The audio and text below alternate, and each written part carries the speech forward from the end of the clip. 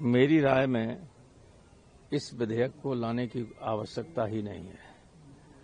इस विधेयक के लाने के बाद ये जो आरोप लगता रहा है बीजेपी पर, वो पूरी तरह से कन्फर्म हो गया है कि ये गांधी जी की शुरू से ही विरोधी रही है और जिस तरह के गांधी जी की हत्या से लेकर अब तक आरोप लगते रहे वे सब कन्फर्म हो रहे हैं, क्योंकि इसमें नया क्या ला रहे हैं। केवल नाम ही बापू के नाम से अगर इतनी नफरत है तो इस बिल को हम लोग तो कभी सपोर्ट नहीं कर सकते। आप बहुमत के बल पर बना लें, लेकिन आवश्यकता है ही नहीं इस बिल को लाने की। सर, उमर अब्दुल्ला जी ने कहा कि वोट चोरी वाले मुद्दे पे India block nothing to do with, मतलब उनका कोई लेना देना नहीं है। क्या किस तरह से देख रहे हैं? अब हमें जानकारी नहीं क्या बयान दिया। सुप्रिया सुले भी यही कह रही है। सुप्रिया सुले भी यही कह रही है कि हम भी 4 बार जीते हैं, ईवीएम में कोई गड़बड़ी नहीं है, वोट चोरी नहीं है। अलग सबका देखिए अलग अलग धारणा होती है, अलग अलग विचार होती है। हमसे तो ऐसे लोग भी मिले हैं चुनाव के बाद। लखनऊ से लौट रहा था, किनारे एक गांव है जहां से लखनऊ आगरा एक्सप्रेस से शुरू होता है।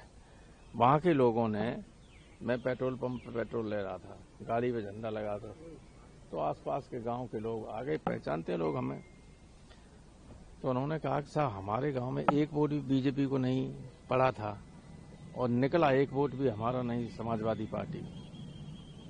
तो इस तरह की जब बातें होती हैं तो कुछ न कुछ तो बात है।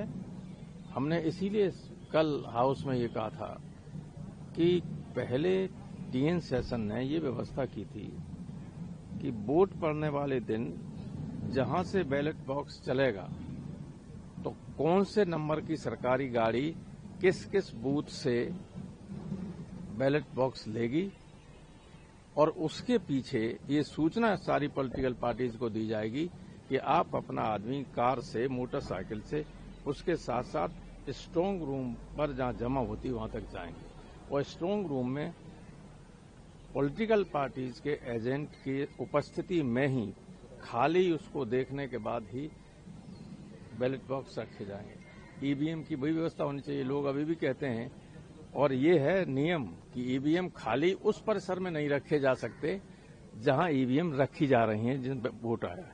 झगड़ा हुआ कि नहीं हुआ कई जगह, इसीलिए तो हुआ। लोगों को संदेह हुआ, करे ये ईवीएम मशीन कहां जा रही, लेकिन ये क्यों ऐसा करते हैं। लोगों का आरोप है कि ये जब रखी जाती हैं ईवीएम और जो उससे जुड़े हुए कर्मचारी, उनका भी कहना है, सेपरेटली आपसे कह, आप पूछें तो बता देंगे कि साहब उस वक्त कुछ ईवीएम जो पहले से तैयार होती हैं उनको रख दी जाती है, उनको अलग कर दिया जाता है।